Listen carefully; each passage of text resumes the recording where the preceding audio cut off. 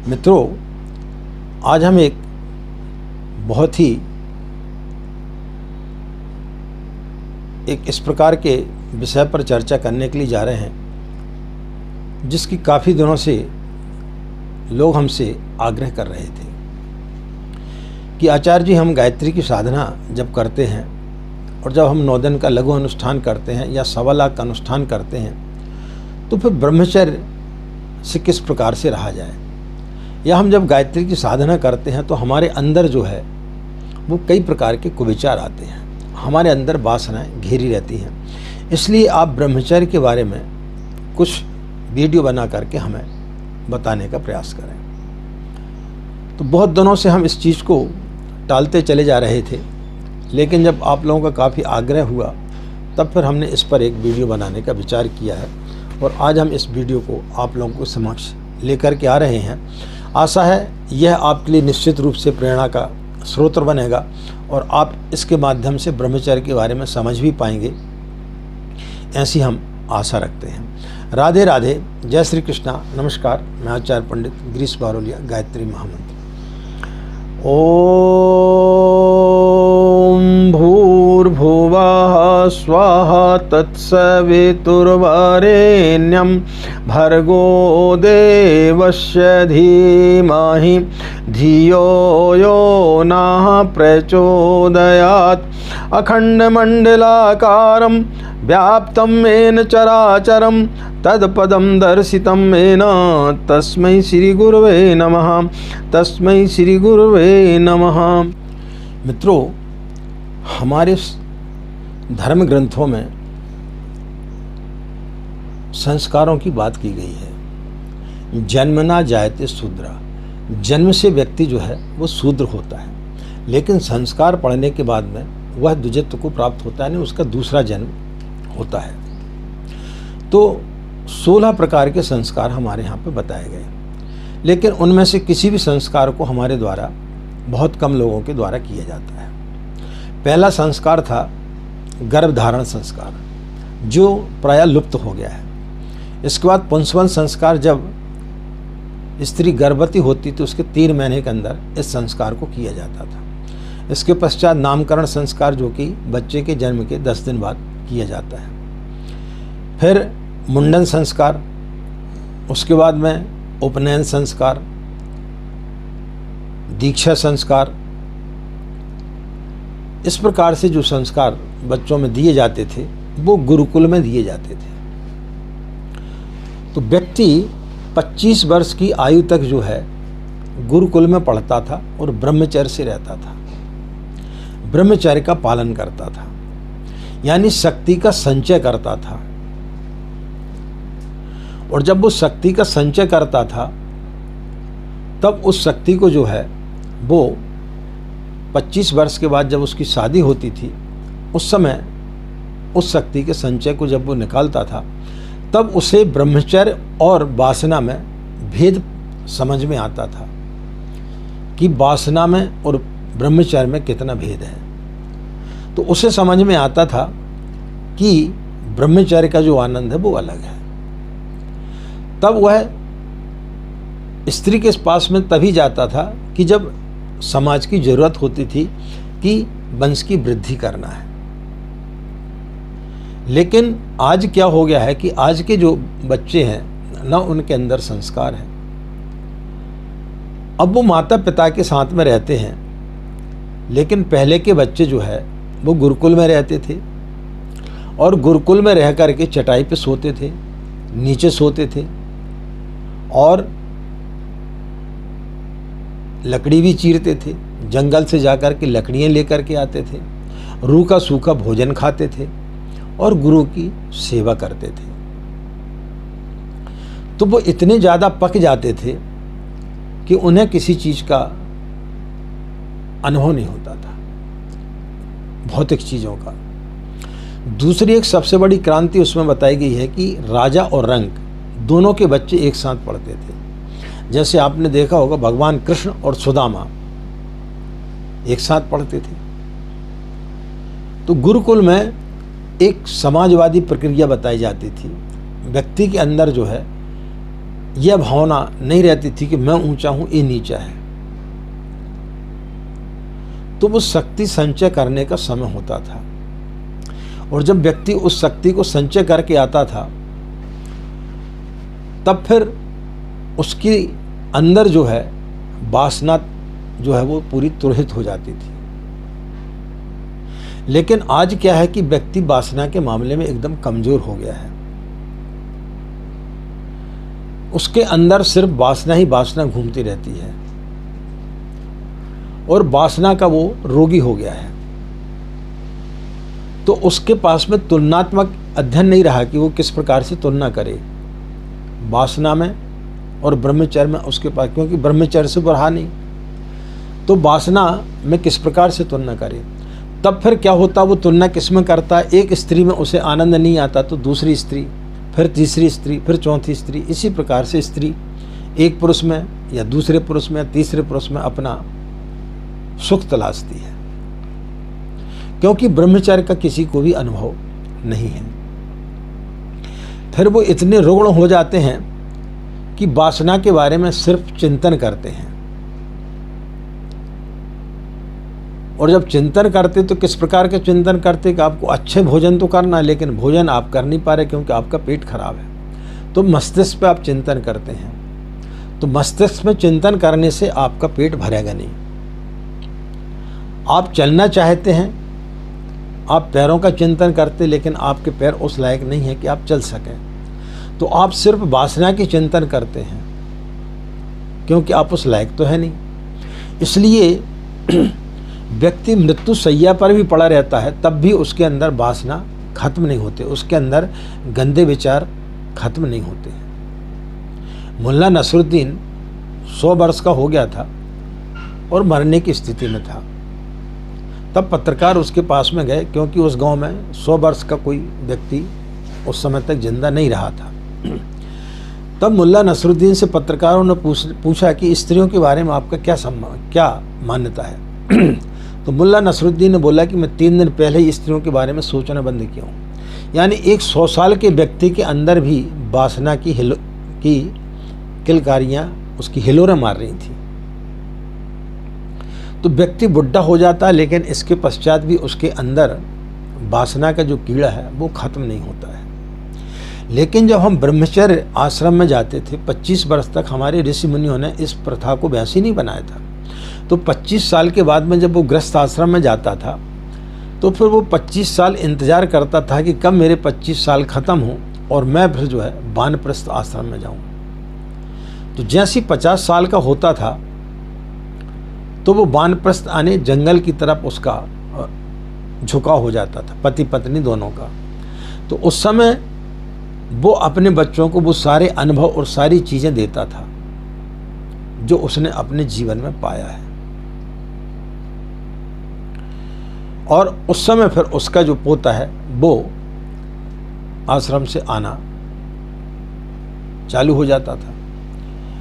लेकिन आज क्या हो रहा है कि बच्चे की शादी होती है और पिता भी बच्चे पैदा करता उसी समय, यानी उस समय भी 50 वर्ष की आयु में भी पिता की वासना खत्म नहीं होती है।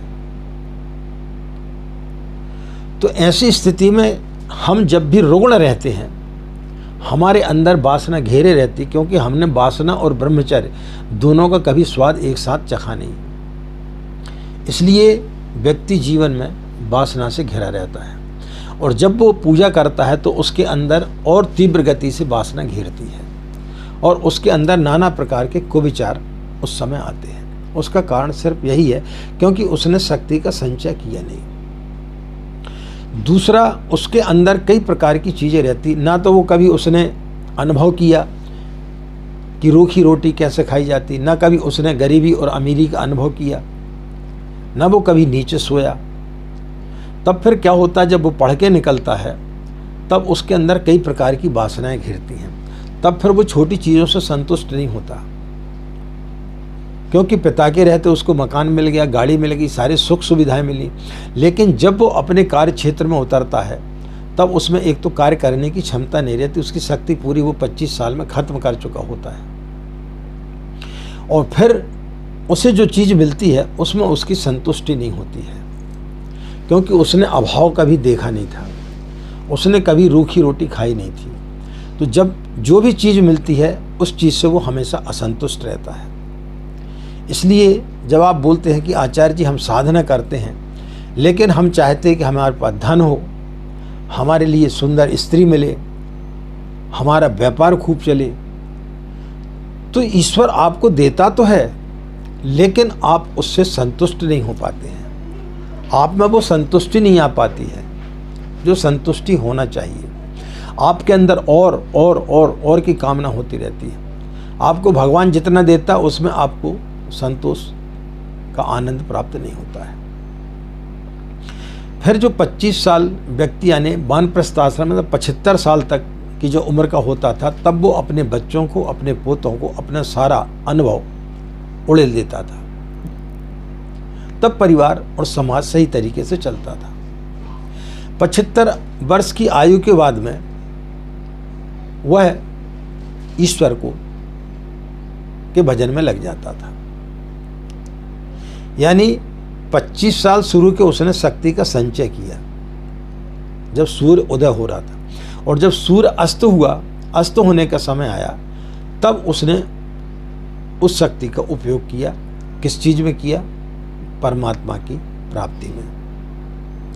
तो जब व्यक्ति 75 वर्ष का हो जाता था और उस समय गुरुकुल में जब उनके पास में जब वो जंगल चला जाता था, संन्यास्त हो जाता था, तब उसके आश्रम में बच्चे पढ़ने के लिए जाते थे।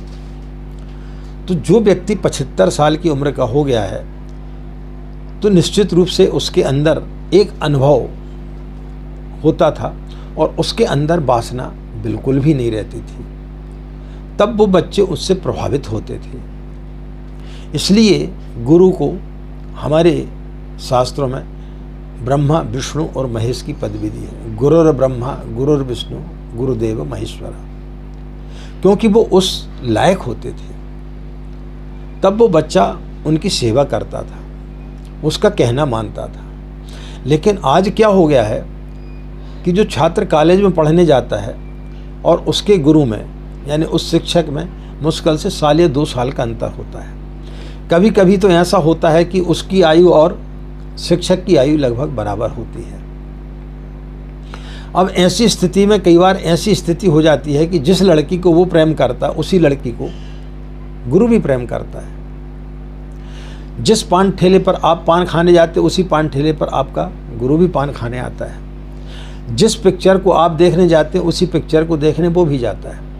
आपके बाजू में बैठा रहता और जब कोई नग्न तस्वीर आती तो उसकी रीढ़ की हड्डी खड़ी हो जाती है और आपकी भी हो जाती है। तब ऐसी स्थिति में वो ब्रह्मा कैसे कहलाएगा? आप उसको ब्रह्मा की पदवी नहीं दे सकते। अब ऐसा व्यक्ति जो है चरित्रहीन होने की उसकी संभावना बहुत ज़्यादा होती है। ऐसे व्यक्ति के पास में आप चाहें कि उस व्यक्ति से हम कामना करें कि उसके अंदर वासना ना हो तो वो संभव नहीं हो पाती। यही शिक्षा की स्थिति और यही हमारे धर्म गुरुओं की स्थिति है। हमारे धर्म गुरुओं में भी कोई 25 साल का है, कोई 40 साल का है, कोई 45 साल का है, लेकिन उन्होंने ब्रह्मचर्य का अनुभव किया नहीं और धर्म गुरु बन गए। और जब फिर उनके यहाँ पर लोग जाते हैं तब नाना प्रकार के स्कैंडल लोगों को सुनाई पड़ते हैं। उसका सिर्फ यही कारण है कि हमने हमारे शास्त्रों के जो नियम थे, जो 4 आश्रम बताए गए थे, गृहस्थ आश्रम, पहला था ब्रह्मचर्य आश्रम, दूसरा था गृहस्थ, तीसरा वानप्रस्थ और चौथा संन्यास। लेकिन जब हमने इन चारों आश्रमों को छोड़ दिया और जो संस्कार बताए गए थे उन संस्कारों को हमने छोड़ दिया, तब स्थिति क्या है कि हमारे अंदर वासना घिर गई और वासना हमारे अंदर इतनी ज़्यादा कमज़ोर हो गई कि हम सिर्फ उसका चिंतन ही करते हैं, क्योंकि व्यक्ति करने के लायक कुछ रहा नहीं। तो फिर वो चिंतन करता और जब चिंतन करता तो उसका मस्तिष्क जो है वो विकृत होता है। और जब हमारा मस्तिष्क विकृत हो जाता है तब जब हम साधना करते हैं तो हमारे साधना काल में हमें सिर्फ वासना के कुछ भी चीज़ दिखाई नहीं पड़ती, हमें ईश्वर में भी जो है वासना दिखाई पड़ती है। इसलिए आज का व्यक्ति जो है वो रुग्ण हो गया है। तो 25 साल तक जो व्यक्ति ब्रह्मचर्य का पालन करता है तो उसको उसमें डिफरेंस पता चलता है कि क्या अंतर है, लेकिन हमें अंतर का पता ही नहीं है, हमें उसका भेद पता नहीं है। हमने ब्रह्मचर्य का कभी रस चखा नहीं। एक वृक्ष जब जवान होता है तब उसमें फूल फल लगते हैं तो उस चीज़ का वो आनंद लेता है, लेकिन जब वो वृद्ध हो जाए और उस समय वो फूलों की कामना करे या फल की कामना करे तो कैसे हो सकता है, क्योंकि उसने उस चीज़ को चखा नहीं। तो हमने अपने जीवन में कभी ब्रह्मचर्य का स्वाद चखा नहीं है, इसलिए हम दूषित होते हुए चले गए, रुग्ण होते हुए चले जा रहे हैं। और जब हम साधना करते हैं तो हमारी साधना काल में हमें नाना प्रकार की वासनाएं घिरती हैं और हमारा जो मस्तिष्क है वो विकृत होते हुए चला जाता है। तो इसी कारण से जब भी हम गायत्री की साधना करते हैं या किसी भी मंत्र की साधना करते हैं या कोई भी अनुष्ठान करते हैं तो फिर हम ब्रह्मचर्य का पालन सही तरीके से नहीं कर पाते हैं, क्योंकि जिस चीज़ को हम जितना दबाने की कोशिश करते हैं वो उतनी ही ज़्यादा उभर करके सामने आती है। तो यह कारण है कि साधना काल में व्यक्ति ब्रह्मचर्य से नहीं रह पाता है, या जब हम साधना करते हैं तो हमारे अंदर कई प्रकार के कुविचार आते हैं। तो मित्रों, ब्रह्मचर्य के बारे में हमने थोड़ा बहुत आपको जानकारी दी। वह जानकारी दी कि साधना काल में आपको जो है वासना क्यों सताती है।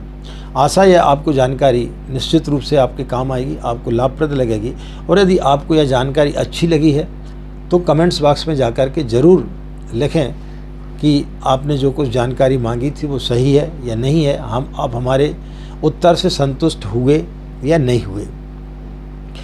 मित्रों, यदि आप लोग हमारे चैनल से नए नए जुड़े हैं तो उसको सब्सक्राइब ज़रूर करें, और आपको ऐसा लगता है कि इस चैनल को सब्सक्राइब करने से आपके जीवन में आने वाली कई समस्याओं का समाधान हो सकता है, तो फिर उसमें आप कृपणता ना करें, ज़रूर उसको सब्सक्राइब कर लें। और पसंद आने पर ज़्यादा से ज़्यादा अपने इष्ट मित्रों को वीडियो को शेयर करना ना भूलें। इन्हीं कामनाओं के साथ में कि आपका दिन मंगलमय हो, आप लोग खुश रहें, मस्त रहें, माँ गायत्री की असीम कृपा इसी प्रकार आप लोगों पर बनी रहे। आज इतना ही। नमस्कार। ओम शांति।